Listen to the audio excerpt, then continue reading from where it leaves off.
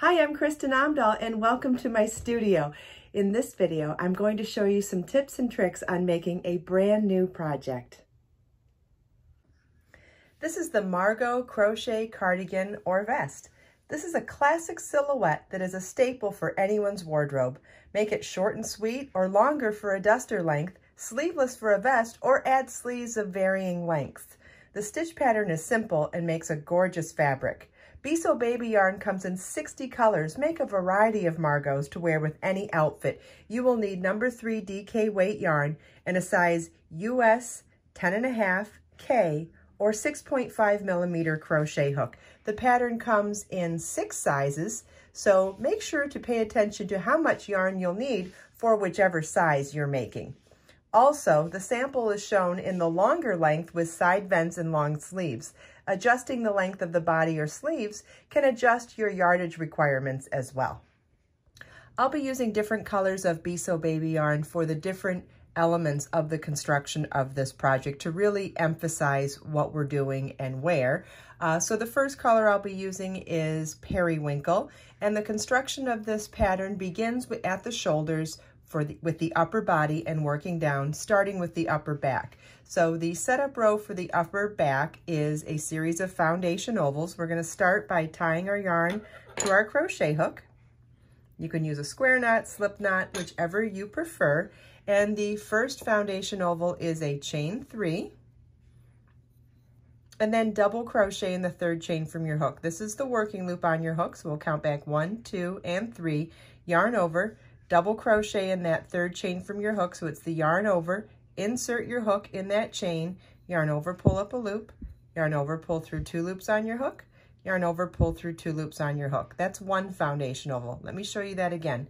A foundation oval is chain 3, then double crochet in the third chain from your hook, yarn over, insert your hook, yarn over, pull up a loop, yarn over, pull through 2 loops on your hook, yarn over, pull through 2 loops on your hook. The pattern will tell you how many foundation ovals you need for whichever size you are making. I'm going to be making a reduced size sample, so I'm going to continue with my foundation ovals, but just keep in mind, I'll be doing less foundation ovals than what you'll be doing in making whichever size. This is what your work should look like at the end of the setup row for the upper back. Row 1 begins with a chain 5 and single crochet in the first oval.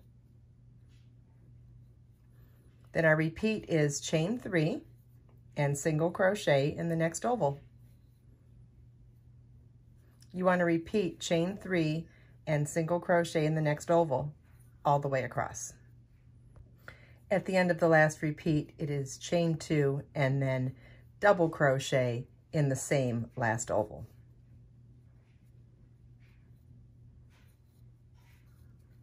And this is what your work should look like at the end of row 1. Row 2 begins with a chain 1 and single crochet in the top of that first stitch.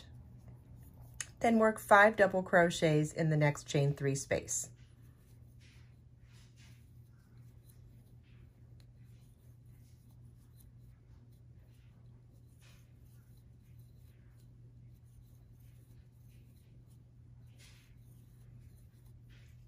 Single crochet in the next chain 3 space. Our repeat for this row is 5 double crochets in the next chain 3 space, then single crochet in the next chain 3 space, and you want to repeat that all the way across, except on the last repeat, you'll work your last single crochet in the last chain 2 space instead of chain 3 space. This is what your work should look like at the end of row 2. Row 3 begins with a chain 5, which counts as a double crochet, chain 2. Turn your work. You want to skip the first double crochet and single crochet in the next double crochet, chain 3. Skip the next double crochet and single crochet in the next double crochet, chain 3. Skip the next double crochet, single crochet, double crochet, and single crochet in the next double crochet, chain 3, skip 1 double crochet and single crochet in the next double crochet. You want to repeat this all the way across. After the last repeat, chain 2 and double crochet into the last single crochet.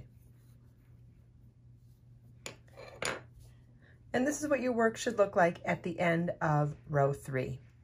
Row 4 begins with a chain 1 and single crochet in the first stitch, chain 3, and single crochet in the next chain 3 space. You want to repeat chain 3 and single crochet in the next chain 3 space all the way across, except on the last repeat, work your last single crochet in the last chain 2 space instead of chain 3 space. This is what your work should look like at the end of row 4. Row 5 begins with a chain 5, which is a double crochet chain 2 and single crochet in the first chain 2 space, chain 3, and single crochet in the next chain 3 space. Our repeat for this row is chain 3 and single crochet in the next chain 3 space. At the end of the last repeat, chain 2 and double crochet in the last single crochet. Chain 5 was actually a repeat of row 1.